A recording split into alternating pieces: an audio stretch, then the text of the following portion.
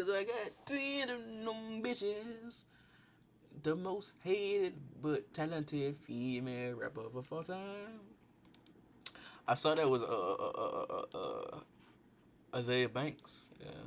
How did one of the next big Yeah. things in the hip hop scene of the 2010s manage to fall off to the point where her tours got constantly canceled? Music fans call her one of the biggest busts ever, and in 2023, her name is only associated with hate, controversy, negativity, and witchcraft. The short answer, Azealia Banks chose a quick route to early music retirement herself. The long answer, she spawned so many controversies throughout the last decade that we can make an entire tier list of her most outrageous public acts and statements. It's not a secret that people who create art can have their own issues and controversies just like anyone else. However, the mixture of negative people with tons of public attention more often I'm about to say, ain't she comfort people. So she can't say shit. And my funniest, the best was the Wild and Out. That was the funniest. not leads to chaotic media catastrophes like Azealia Banks and her fall from stardom, or potential stardom. In 2011, the song 212 was released in the UK by a 19-year-old American rapper from New York, Azealia Banks. She was discovered through MySpace and signed to XL Recordings, a British record label, which is why it released in the UK first. The song features a sample from the song Float My Boat by Belgian DJ Jeff Martins and his brother Toon, who produced the track under the name Lazy J. The song's lyrics were explicit and provocative for the early 2010s and showcased Azealia Banks' aggressive rapping style and unique flow. Azalea's single incorporated elements of house and dance, resulting in the perfect blend of melodic hip-hop layered on top of house, perfect for any club setting. Initially, Azealia was targeting the European audience, especially the UK portion. Eventually, she succeeded in her goals, getting 212 to peak at number 7 on the UK singles chart and chart in several other countries, including Australia, Belgium, Canada, France, and the Netherlands. The song came with a music video that was dropped on YouTube and became a viral hit on the internet, receiving high critical acclaim and love from music fans all around the globe. Azealia Banks' hit song was extremely fresh and provocative in the best way possible. The song's been included in many publications. Cause I never heard of it. I probably did, you know. Let's give it a little taste. Hold on, shit. I got my soundboard on, so don't. Yeah, just.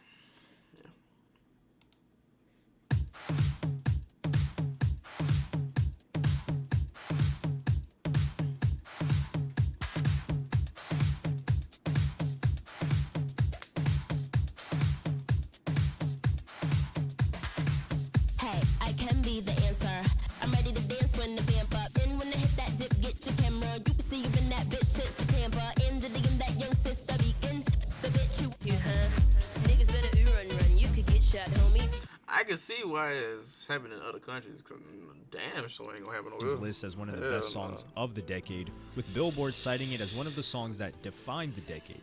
The music video for 212, published on YouTube, was named one of the 100 greatest music videos by Rolling Stone, and the song itself made it to top 500 songs of all time by Rolling Stone as well. Such a warm welcome helped to establish... Am I listening to a different song or something? Because I don't hear it. I don't hear it. I'm just gonna let you know I don't hear it. Like, what's up? Like a boo, won't you cock the gun too? Where you do eat coon hun? I'm fucking with. It does sound like that era. It does sound like it though. Azealia Banks as a rising star in hip-hop and electronic music scenes. 212 was included on her debut EP 1991, which was released in 2012 and also met with a positive reception by the music world.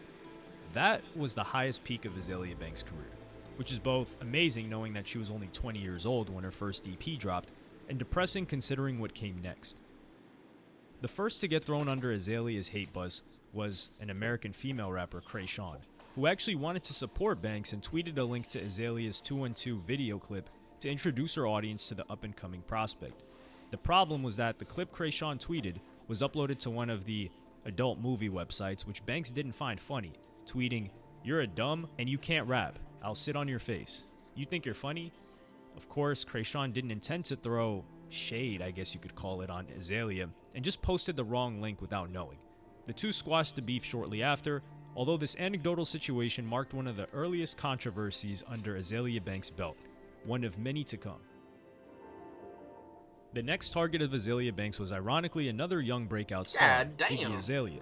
It all started with Iggy being on the XXL Freshman magazine cover back in 2012. Banks was furious with the choice, making her opinion heard. Iggy Azalea on the XXL Freshman list is all wrong. How can you endorse a white woman who called herself a runaway slave master? Just like the first time, it was a questionable situation as many expressed their outrage with Iggy's lyrics, and Banks' statement was supported by a lot of hip-hop fans. Iggy Azalea responded to the criticism with a tweet of her own: "You can't block my blessings. Today I'm celebrating. Get with it or kick rocks." However, it was far from the last interaction between the two Azaleas, as they had fired at one another multiple times in the following decade, going as far as encouraging Iggy to delete herself. Azalea's beef with Iggy started another spin-off feud with rapper T.I., who had signed Iggy Azalea to his record label Grand Hustle. He showed support for his fellow artist and spoke on Azalea Banks in one of his interviews.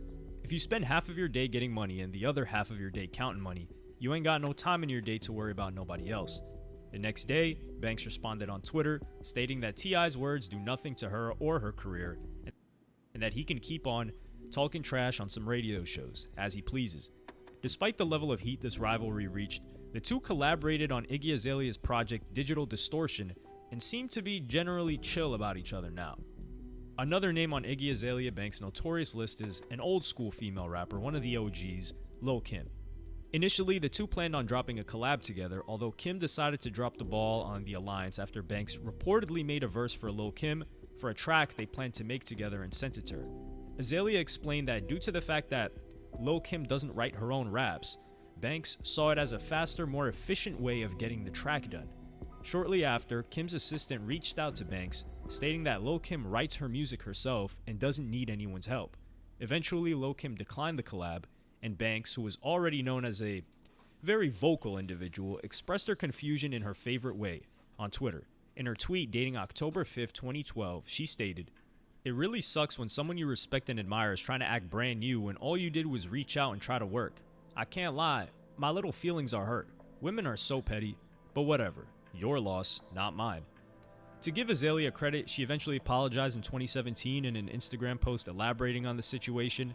She said that she just wanted to make music with Lil' Kim for so many years, and that she apologizes if it appeared as if it looked like she was trying to write for Kim, adding that she was extremely confused and heartbroken when their collab fell through.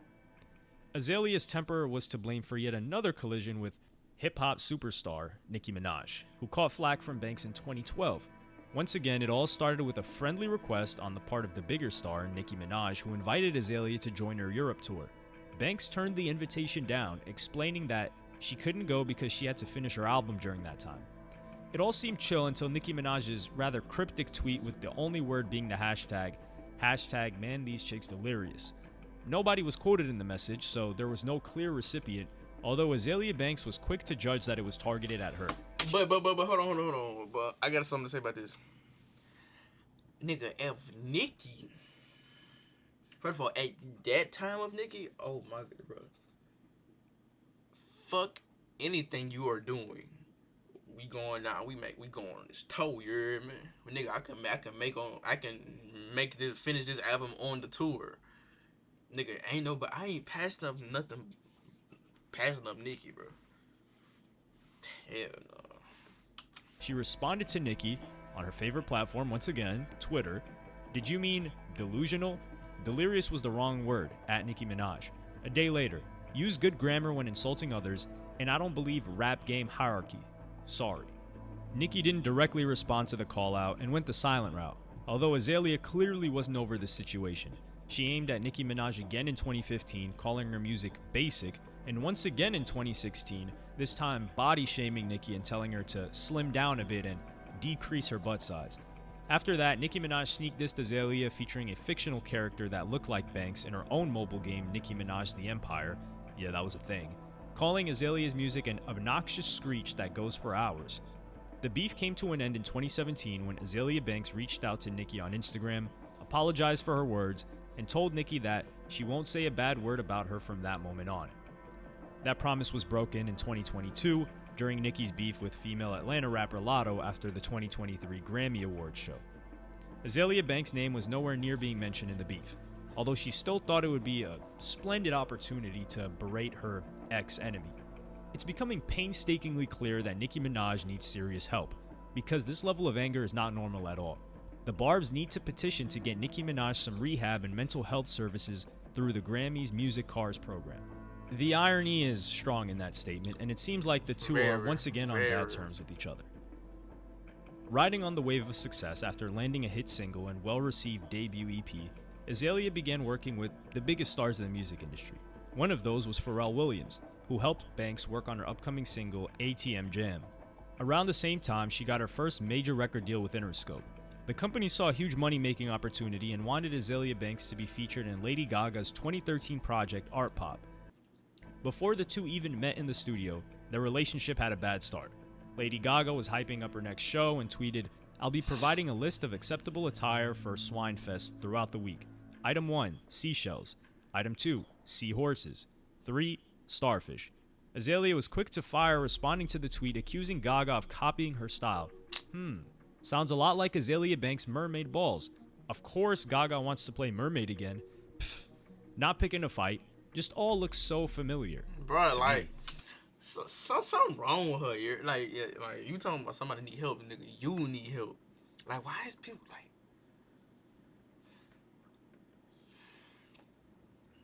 How many people is she really collab with? Like, Add to these rumors of Azealia trashing Lady Gaga with her industry friends. Cause she could have made more money than she did on. Like, real shit. If she ain't did all that bullshit, she really could have made more money. Which Gaga actually managed to find out about, and you'll get one of the biggest what-ifs of the pop/hip-hop scene of the 2010s, as Lady Gaga decided to call off a potential partnership and add Azealia Banks to her own proverbial blacklist. The beef hasn't ended there, though, as Banks continued to slander Gaga throughout the next few years, accusing Lady Gaga of stealing her other ideas, tweeting, "Make sure you let them know where you got the title for Red Flame from. You stole that from the demo I sent you. Seriously, this one is free. Next time I'm charging. Team Katie." And even making remarks in 2022 saying that Lady Gaga desperately wanted Azealia to beef with Nicki Minaj, a wish she eventually made come true, although it's unlikely that it had anything to do with Gaga. Just like other stars on the list, Gaga wasn't too vocal about the beef, although there's a video where she elaborates on why exactly she dropped the ball on the collab with Azealia Banks. No. She's got a bad attitude. Yeah. Gaga, we've been known that. That's why we don't want her on there. She broke. The next one on Azealia Banks' list was Zayn Malik, a former member of the One Direction boy band. It all started with Banks seeing similarities between Malik's project, Like I Would, and her own works. She started with a light for Azealia trolling tweet. "Damn, Zayn be moodboarding the F out of me. I'm not mad about this though. Zayn is a cutie pot." To which Malik allegedly responded with a tweet of his own. "My at's too good for you. No lies. I see you reaching, but I don't care." So once again, Azealia had a problem with a fellow star who didn't want to respond directly, and as always, it led to a full-blown outrage from Banks. She called him a wide range of racial and gender-related slurs, going on an hours-long Periscope completely bashing Zayn to the ground and telling him that USA is about to teach Malik who not to F with. Zayn Malik responded with a family-friendly yet straight-to-the-point message, this time giving Azealia Banks her credit by tagging her in the tweet. "At Azealia Banks, why you been saying nasty things about me? I wasn't talking about you, lol." Azealia seemed to be even more furious after this response, continuing to poke at him in multiple posts across social media.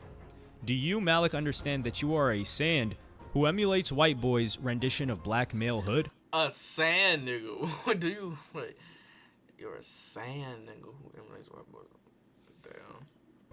Azealia Banks, who was supposed to headline the Rinse Born and Bred Festival held in the UK, was booted from participating in it, and her Twitter page was suspended due to her comments. A couple of months later, in October, she issued a public apology to Malik, which he hasn't responded to this day. Rihanna, another high-profile target of Azealia Banks. In 2017, Rihanna spoke up against a controversial quote-unquote Muslim ban, which was just a ban on several countries that so happened to also have large Muslim Wait. Whoa, am I recording? Oh yeah, we go. populations, declared by Trump on her social media pages. She called the ban quote-unquote immoral and branded it as quote-unquote BS. Surprisingly, being a Trump supporter, Banks clapped back at Rihanna, questioning her being a true American, and shared a screenshot that had Rihanna's personal phone number on it. Rihanna, just like many celebrities before her, didn't want to give Banks more fame and made a bunch of cryptic posts that were allegedly aimed at Azalea. However, it wasn't the first heated situation between the two, as previously in 2016, Azalea was supposed to be featured on Rihanna's track La Dominadora, although the song wasn't included in the final version of the album. Banks, as always, chose violence and dropped an unreleased demo without notifying Rihanna prior to posting the audio. This time, no apologies were shared, so there's probably some animosity left after that situation. Azalea Banks' beef with Lana Del Rey was arguably one of the most heated exchanges Azalea had in her career, even for a troll of her tier. In 2018, it was a very well-known fact that Azalea Banks was ready to go at anyone in the music industry at any given moment, regardless of status, public image, or even genre. So a beef with one of America's most influential artists wasn't shocking for the fans. Yet again, it all began with no Azalea in sight, as it was actually Lana Del Rey's comments against Ye's public support for Trump. Lana wrote, "Trump becoming our president was a loss for the country, but your support of him is a loss for the culture. I can only assume you relate to this personality on some level. Delusions of grandeur, extreme issues of narcissism, none of which would be a talking point if we weren't speaking about the man leading our country." As we mentioned above, Banks wasn't kind to those who spoke against then-president and wasn't shying away from making her opinion vocal. To me, this just looks like the typical white woman using a weakened target to pretend to be an ally, adding that she thinks that Lana was using Ye for her own vapid attempts to seem politically aware. Lana Del Rey came back at Banks in a surprising manner, challenging Azalea to pull up to her Addy and express any issues Banks had with Lana to her face. You know the alley pull up anytime I say to my face, but just stop it, nigga. You ain't like that, bro. Like, bro, like, oh my god. Ooh, I love cracking my back, nigga. Oh shit, I'm feeling loose. Lana Del Rey added that she would F Banks up in the case she decides to proceed with her online tirade against her, adding that Azalea could have been the greatest female rapper alive, but you blew your chance. Banks mocked Lana Del Rey's appearance, to which the latter responded with a recommendation for Banks to reach out to a psychiatrist so he could help Azalea Banks with her mental health. Azalea retaliated with a lawsuit threat, ending an altercation in typical celebrity fashion. Keep in mind that the beefs that I mentioned today were only just the tip of the iceberg, as the hate list of Azalea Banks has more than 50 celebrity names on it. And it seems like it won't reach its end anytime soon, with Banks continuing to attack anyone who crosses her path to this day. Other unhonorable mentions of Azalea's trolling career include Banks calling Cardi B an illiterate, untalented rat and a caricature of a black woman, labeling Kendrick Lamar uneducated when it comes to understanding the issues of racism, encouraging A$AP Rocky to come out of the closet, accusing Beyonce of putting other black female artists down, describing Elon Musk as a drug addict, and fighting with Russell Crowe at the Beverly Hills Hotel. Apparently, celebrities weren't enough for Azalea, as there were multiple moments when she went after entire communities, countries, and even nations. Not many rappers can proudly say that they had a beef with Israel, Ireland, and Brazil, while simultaneously firing shots at the president of the Philippines. However, you can get a clearer picture of what type of person Azalea Banks is when you search up what she's been doing in the meantime. In 2021, Banks uploaded an Instagram post where she showed the process of digging up the grave of her deceased cat Lucifer. In the very same clip, she showed how she took the animal's body and boiled it in a pot. Nigga, according to Azalea, she did it to quote-unquote bring her cat back to life. Then she took the cat's skull and put it with the cologne and a champagne bottle to make an altar for her deceased pet. Shockingly, it wasn't the first occasion of Banks' frightening antics towards animals, as in 2016 she shared a video of cleaning a bloody mess in her closet, which was, in Azalea Banks' own words, "Oh my god. 3 years worth of brujeria." Azalea Banks is the quintessential perfect example of why the saying "separate the art from the artist" may sometimes get difficult to apply. There's no denying that Banks has a ton of talent and at one point produced excellent music. although she did virtually everything possible to self-sabotage She got them big ass titties. all her potential I gotta. accomplishments. However, I if you start look using that deeper into sound. Azalea Banks' beef history, you'll see a trend that Facts. she was always that person. It's just that the intensity and overall craziness of every altercation she had were growing over time. One thing can be said for sure: Azalea Banks never tried to fake her personality and stayed true to her views, even though the absolute majority of people may find them offensive and others malicious.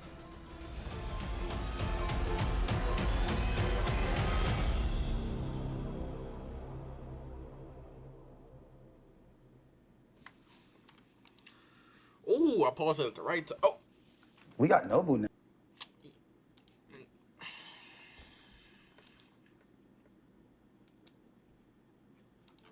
I said I paused at the right time. Then my arm pressed the space bar. Yeah. But that's cool. That's cool. That's cool. That's cool.